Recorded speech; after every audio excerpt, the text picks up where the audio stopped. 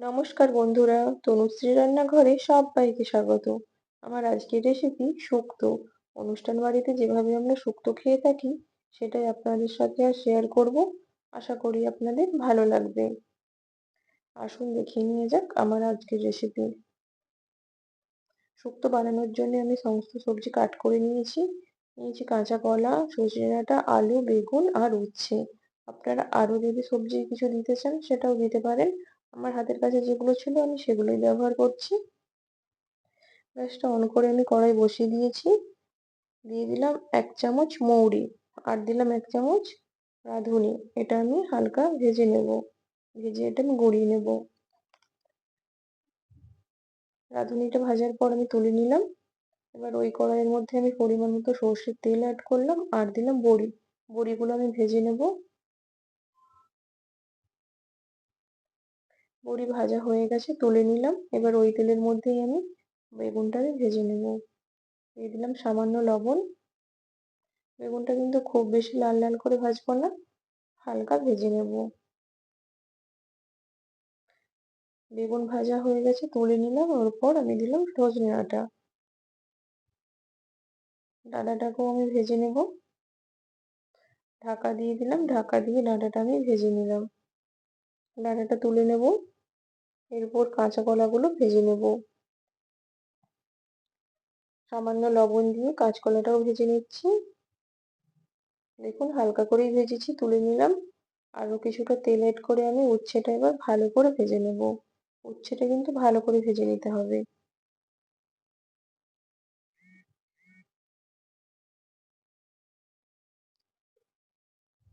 এবার তেলের মধ্যে আমি ফোড়ন অ্যাড করলাম, 5 ফোড়ন আর একটা তেজপাতা।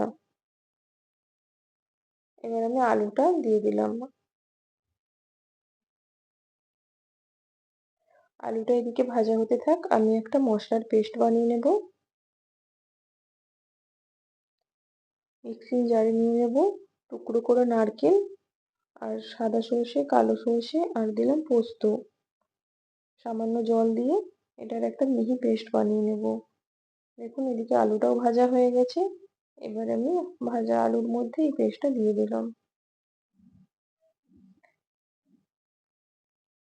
পেস্টটা দেওয়ার পর কিন্তু ভালো করে একটু কষিয়ে নিতে হবে। দিলাম সামান্য আদা বাটা। আদা আর নারকেলের গন্ধটা যতক্ষণ না যায় ততক্ষণ পর্যন্ত ভালো করে একটু কষিয়ে নিতে হবে। এবার আমি পরিমাণ মতো জল অ্যাড করব। পাউডার মিল্ক আমি গলিয়ে রেখেছিলাম, ওটাও দিলাম। আপনারা গরুর দুধ দিতে চাইলেও দিতে পারেন। এবার আমি ভেজে রাখা ডাঁটা আর কাঁচকলাটা দিয়ে দিলাম। দিলাম স্বাদ মতো চিনি আর লবণ। এরপর দিলাম আমি ভেজে রাখা বেগুন, উচ্ছে, আলু, বড়ি দিয়ে এটা মিনিট 2 ফুটিয়ে নেব। ভাজা মশলাটা দিয়ে দিলাম, যেটা আমি ভেজে রেখেছিলাম গুঁড়ো করে, ওটা দিয়ে দিলাম আর দিলাম সামান্য গরম মশলা আর ঘি। রেডি হয়ে গেল শুক্তো।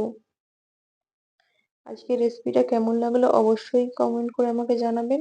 আর যদি ভালো লাগে তবে শেয়ার করবেন। আজকের মতো এখানেই, টাটা।